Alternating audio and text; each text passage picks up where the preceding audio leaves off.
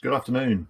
Welcome to this live webinar. We're just going to be a couple more minutes while I can see a couple of people still who are registered coming on live. So yeah, I'll just give them another minute or so and then we'll get going with this webinar. Thank you.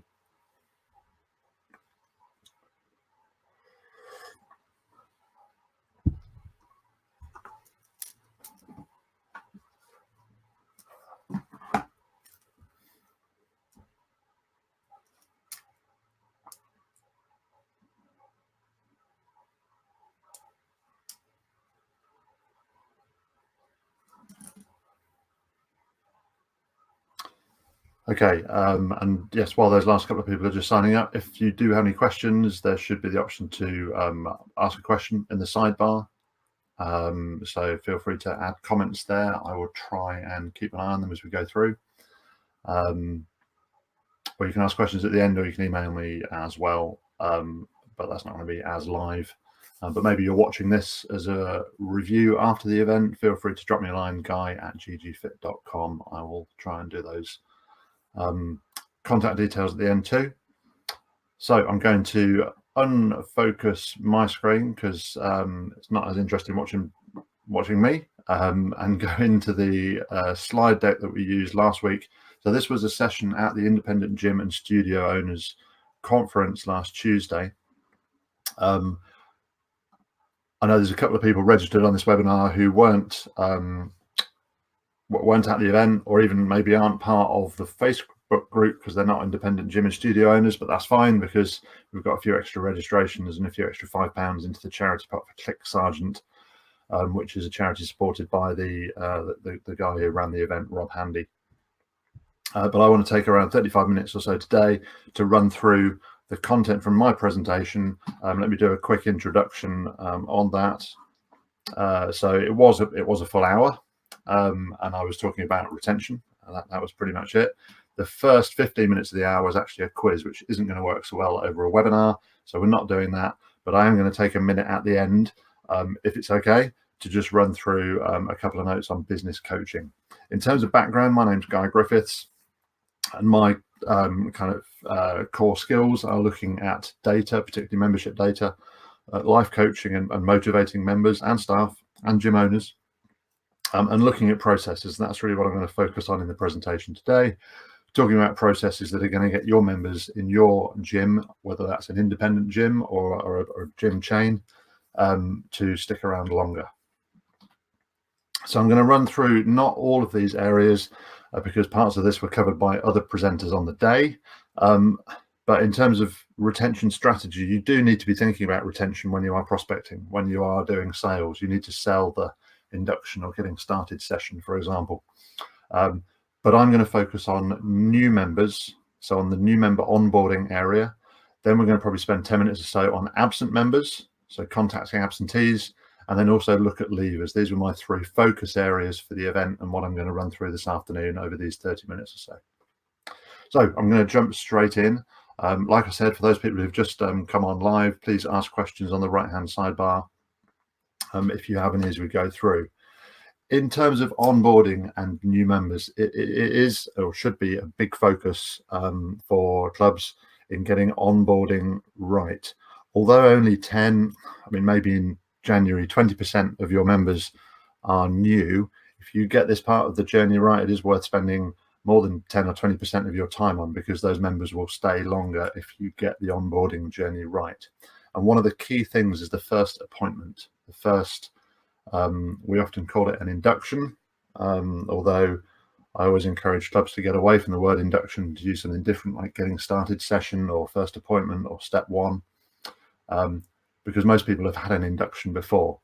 But the reason the induction is so important is something that I sometimes run another little quiz, a bingo session on. Just have a think for 10-15 seconds, or maybe write down 2 or 3 reasons, or even add them to the comments on the right hand side of the webinar there, why you think an induction is important, and then I'll run through the reasons, or the key reason that I believe clubs should do inductions. So why what is the key point or the main point, do you think, from a retention point of view, of getting people to have a welcome session, or as we often still refer to it, an induction? The answer most people come up with straight away is health and safety, which is not the right answer. I'm going to run through the other answers people give, showing people how to use equipment. Writing a program is also interesting and maybe useful for certain members, but it's not the key reason to do an induction. Building a rapport with members is something that people often say, and that is, again, a good reason. It's not the key reason for doing inductions. Discussing goals, also good. Building member confidence. Filling out a PARQ.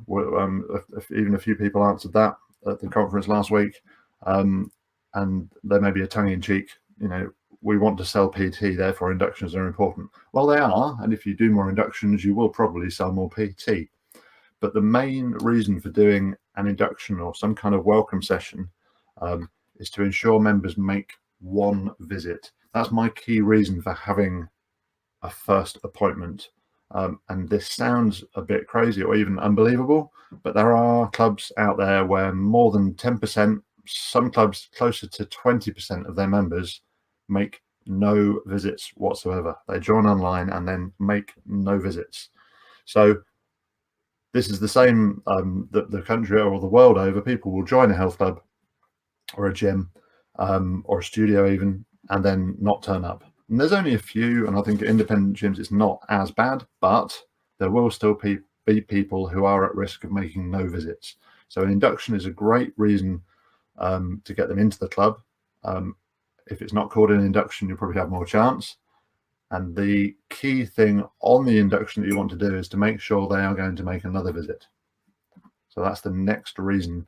That's your goal within that first session, is to ensure the member who maybe has just taken the biggest step of their life to get into a gym, coming through those doors into your fitness center, was really a big ask for them. We need to make sure they're comfortable and that they are going to come back.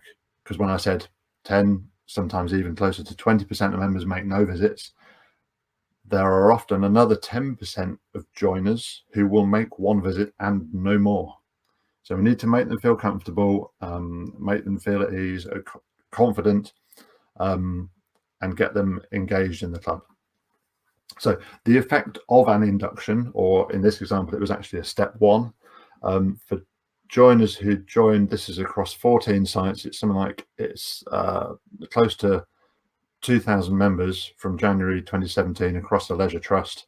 The ones who had a step one, a welcome session, I think I can zoom in a bit on this, are 50% likely to be, 52% of them are still members a year later. They are still active paying members 12 months later, which is actually the UK average retention rate. Those who didn't have a step one, they didn't have an appointment in January 2017, or even in February, only less than 30% of those were active 12 months later. So you can see the effect of the step one, the induction at this client.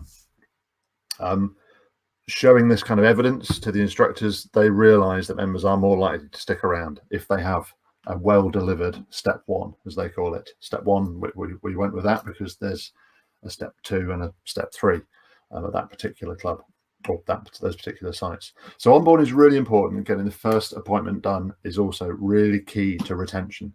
Within that appointment, what do you do? There should be some goal setting. The main thing that I always coach is to talk about listening, which is very difficult on a webinar. Unless there are some questions which you have, I will gladly listen to them. But instructors need to remember they have 2 ears and 1 mouth, and they should ideally be speaking or asking questions less than a third of the time and listening to this member. They will listen. If they listen, they'll learn from the member, they'll find out about them, and the member will enjoy the induction more. So there's certainly something about talking about goals within that induction, smart goals if you can, goals that are specific, measurable, achievable, realistic, and timely, or targeted. Lots of different SMART acronyms. I won't go into all the detail now, but goals are important for retention as well. Some more research we did just quite a few years ago now, but another reasonably large leisure trust who recorded goals in their my wellness system. Well, it was the wellness system then. And you can see here that people on a contract who had a goal, and I don't just mean lose weight or shape up, this was a proper written goal within the system. They stayed a lot longer than members who didn't have a goal recorded in the system. So this is an instructor sitting down with a member, either at the induction appointment or at a review, and talking about their goals. And it's the same effect even for casual members who weren't on contract. You're getting another 4 months out of members who have recorded a goal as part of their induction or their program review. So goals are really important to retention, and it should be a key part of your induction, and you need to sell this induction. Other things you can use to sell it are measurements, whether it's just jumping on a set of scales or a full biometric measure from someone like InBody, who were also presenting at the conference last week, giving a member a MyZone belt or selling them one, doing DNA tests. All these kind of things add value to the induction. And whether or not you're charging for it, it's important that members see the value and don't just see it as a tour or a demonstration of a treadmill, which, let's face it, a lot of them will have had before.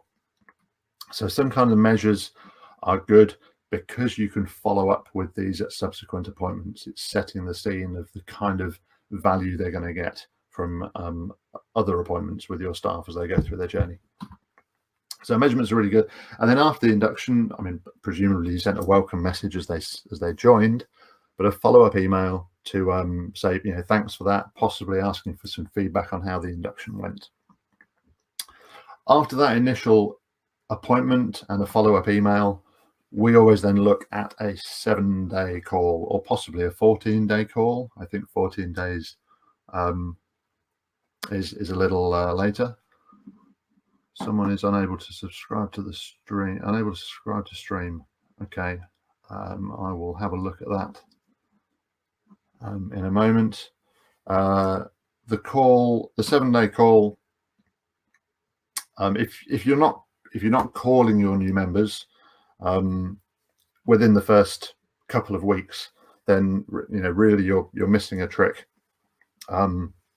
because it's a vital feedback checkpoint for your new members, just to make sure they're doing okay. You make sure they've made a visit. So from a member point of view, looking at their goals, if you've recorded them, or if you haven't, checking in on what they are, asking about their recent visits and classes they've attended, and just checking when they're going to visit again. It's just a nice member focused viewpoint to say, how are you getting on? And from a club point of view, you can find out if those first sessions or inductions, whatever they're called, are going okay. Is the new member happy with their fitness coach? Is the app working? Have they downloaded it? And a bit like the email that you sent after the induction, it's a good point to get some feedback. Now, if everything's working well, then the 7-day call, you really ought to be asking for a referral. And clubs that do 7-day calls, we have mystery shopped them with mystery. And when 7-day calls don't happen, it raises a flag to the sales team, because these people should be asking for referrals. It's a perfect opportunity to get a member who's doing well to bring a friend down. So after the 7-day call, members are going to be doing a workout or a class, some cardio, some weights.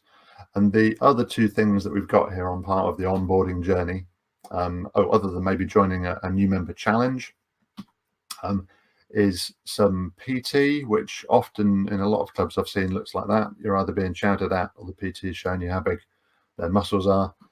It should be more about more targeted goals, and again, listening to the member. But maybe a PT session towards the end of a member's first month, not a free PT session, but some kind of session, or a high five communication call that says, hey, you've been a member for a month now. And these kind of things will also help you with your measures and will help you with member retention going forwards.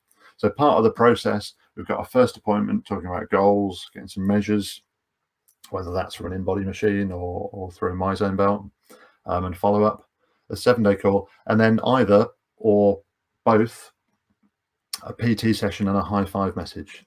Because Getting these processes right, if you've got time within each instructor or staff member's shift to just send some messages out and to prioritize your new members, you won't leave any new members behind, or you won't leave any members behind. So this is really an agreement between you and your staff, but also between your team and your members, to say these are the things you get, going back to what I was talking about with joining and even marketing. This is the value you'll get from our club. This is what we promise and what we deliver. And if you don't get it, you can hold us to account for it. Because using those kind of processes, you can then say, look, we've now got some key performance indicators. I won't go through them all, but the point of some KPIs is to be able to measure how members are getting on, how your club is getting on, how your staff are getting on. You'll also, hopefully, through these processes, get some more feedback, get some testimonials and referrals. And KPIs are great. It's interesting looking at stats. If, like me, you're into data, it's very interesting, but it's only useful if you take some actions and know if the first month targets are hit, what are the rewards? If they're not hit, then what's the repercussions and what do we need to do to improve? So a little bit there on onboarding.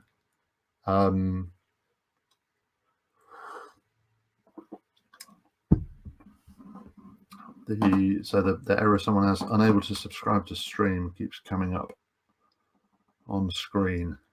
I'm not sure what I can do with that at the moment, but hopefully you'll be able to watch the review later on. I'm going to move on from onboarding if there's no other questions. Like I said, new members are important. Active members are the majority of your members, but based on some like questionnaires and requests that we sent out, and also discussions within the group, there was more focus really on how we handle absentees. So absentees and leavers are the other two things I'm going to cover. I'm going into absent members. The timing, as we know, is absolutely critical. What we don't want to do is be contacting members who have been absent for a long time. And again, this has been a discussion in the Independent Gym Owners Facebook group. It was a good debate at the event itself last week. The important thing is to catch sleeping members before they really go properly to sleep. So we have a segmentation within the clubs that we work with called active members, and then members that are in recovery, and members that are dormant, which I'm going to go through. And I'm going to explain this start with the why in a classic Simon Sinek formula, and then go through the how and then the what. So why do we contact absentees? We know some of them will come back, whether they're contacted or not, but we don't generally know which ones will come back, whether they're contacted or not. Some will be on holiday, but it could be worse, and it's better finding out what has happened to your absent members than not knowing. In fact, there's nothing worse than an absent member who is still alive but just isn't visiting. So we want to find out what has happened to the member and find out what we can do to get them back into the club, whether it's making an agreement or a pact or some kind of deal with them to get them back. How we're going to do it, before we get into the how and the what, actually, first of all, how many attempts will we make? We know from the sales presentation earlier, it can take 7 or more calls to actually get a member to join. So we should be using more than one attempt to get these members back. Okay, typically 2, 3, but some of the clubs we work with have 5 or 6 attempts to get absentees back into the club. As well as how many attempts, when will you contact them? So this gets into this window of recovery. And we had a bit of a debate about this at the conference, harder on a webinar, but active members typically are in the last 21 days. Some people say if you visited in the last 2 weeks, you're active. But if you are starting to contact people after 2 weeks of absence, you'll be contacting a lot more people. So 21 days is what we generally go with or recommend. So anything from 21 days up to, again, this is it can be a big debate here, but I'm just going to say that we tend to go with up to 45 days. We do have a private family-owned club, that go up to 75 days. They actually send a letter at 75 days of absence to their members, and they get very good results from it.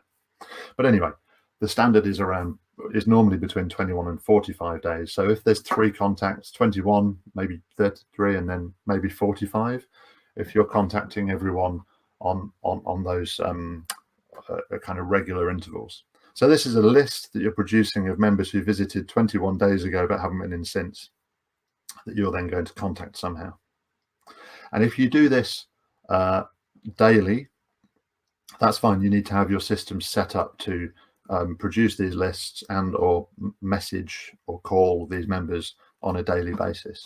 That can be a little tricky depending on how your systems work. When we run these processes for clubs, we do it daily. But weekly is probably a little simpler. And if it's something you want to start doing yourself, I would suggest looking at weekly, and maybe not doing 21, 33 and 45, but maybe 21, 28, 35, and if you want 42 as well. So you're basically running a list off every Monday or every Tuesday or every Friday or whenever is good. But each week, a list of people who visited 21 to 28 days ago, 21 to 27 days ago, was in the club, but they haven't been in since. Then we can work out how we're going to contact them. So this recovery window then gives us the what we're going to do. There's 3 kind of standard ways, and some systems will trigger these messages out automatically by text, by email, or even it will generate letters or postcards to send to members. Those are the 3 good ways and the 3, I would say, easy ways of getting members back. Bear in mind there are phone calls are an option as well, and are normally the most successful, but they are time consuming and we can't always guarantee that they happen. In terms of return rates, we so as well as sending messages, we obviously monitor the effectiveness. And text messages, while they cost 4p or probably less if you're buying in bulk, 69% of members come back within 10 days of a text first.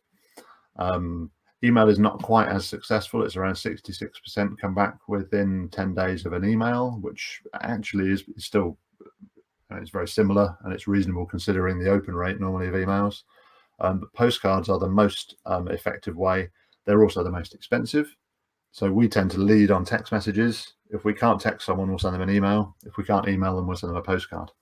But it might be that the 45-day communication are all postcards because everyone's already got a text and an email. The important thing is to mix it up and to use different methods to try and get these members back into your club, and intersperse those with a call as well. Calls are best. You get really good feedback from members. When I look through call logs, I tend to see people apologizing, saying thank you for the call, I will be back soon. And finding out that someone is on holiday is a great opportunity when you next see them in the club to ask them how their holiday was. Even better if you can remember where it was. So getting absentees back, you need to do it in that window. You don't want to be contacting people who haven't visited for 6 months, but you do need to try and catch people as they go through that window of recovery.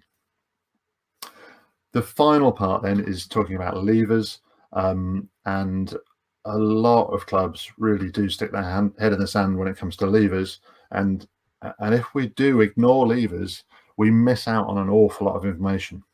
For starters, we don't know how many leavers there are if we really are just ignoring them. We don't find the reasons they're leaving. We don't get feedback from them that might be useful to help improve the club. We don't get an opportunity to save their membership. And it also reduces the chance you have of following up with leavers to try and get them back and re-engage them in the future. So if you are ignoring leavers, actually you're missing out on a lot of information. And I would say that leaver information is as important as your sales information. So I'm going to run through, not in the start with why this time, but I'm going to start with how, and then talk about why they want to leave and what you can do to change their mind or just let them leave on a good note. So the how, it would be great if everyone walked into the club and said, I would like to, sorry, not everyone who was leaving, if they wrote or walked in and explained they wanted to leave, it would be brilliant. We get a lot more people who just stop paying or don't renew at the end of their term. So if we can take all these members into the cancellations department or the retention team or the sales department or an independent gym owner, that's great, and we can start a process and get some discussion going with some of these members, hopefully, and get some data from them. Another way is to send them all an email, having had the chat with them, and say, if you fill in this online form, which is not a menu link from your website, then you can collect some unbiased comments from them and find out why it is they want to leave. Some open text is, we're not just saying, look, I'm moving away or I'm not getting results, but really asking them for feedback. Then you get a lot more data that you can do something with. So the conversations are good. If you want to filter certain people down a different route and just automatically send them an email to this link, if it has unbiased comments in there that they have to fill in, then that's good. Thinking about how BT, Sky or Virgin or any other phone, TV, broadband providers cancel, it is typically phone. Phone is the choice you have. You can only get on to the help desk for half an hour and speak to them. But personally, I think it's important to give people other choices, other options to cancel than they have to phone up.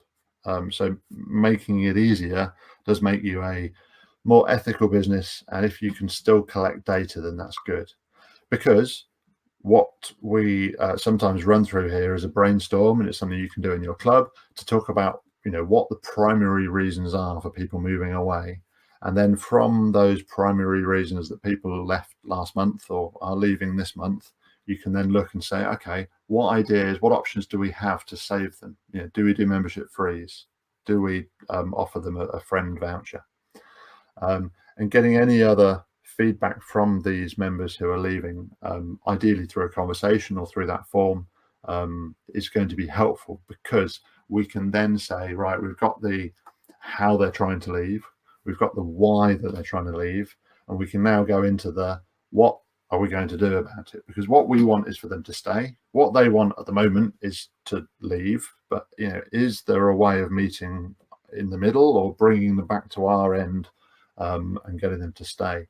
So we know how and why they try to and want to leave, and we've got something hopefully about their original goals, their visit history, whether they brought any friends down.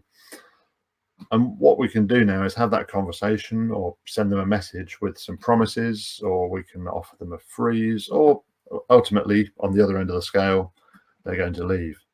So within these offers and promises, I'm going to rattle through this a little bit, but things like, let's give it one more chance, depending on the reasons. What would it take? Or if we promised you that, can we just keep this going for one more month? And that those aforementioned broadband TV providers are great at this kind of thing. We'll pay for a PT session for you. In fact, we'll pay for a PT session every week for you. This is not free PT, because free PT has very little value. Or just offering a program review and saying, look, just come down once a week. We'll, we may reduce your price or whatever else, but shaking on some kind of agreed promise, target, renewed goal, and maybe even setting a date for that, and maybe even having a contract. It could just be some notes in an email, but you might actually say, look, let's try this for one more month on this basis. If we deliver this, would you stay? The next one along membership freeze. A lot of people do offer freeze on memberships. It may be paid for or it may be free of charge.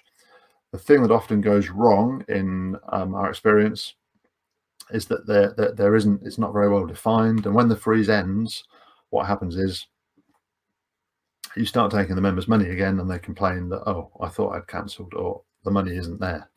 So telling the member when the freeze ends is really crucial, and not many clubs do it. They just invoke the DD again and try and take the money or the full money out. So when the freeze happens, it's really important to have either a template or just a handwritten message that goes out and says, okay, we've agreed to freeze on this basis, and it's going to end on that date. And we will send you a reminder a week before that date.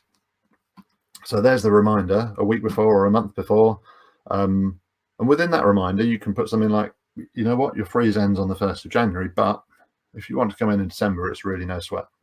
Yeah, in fact, here's a guest pass.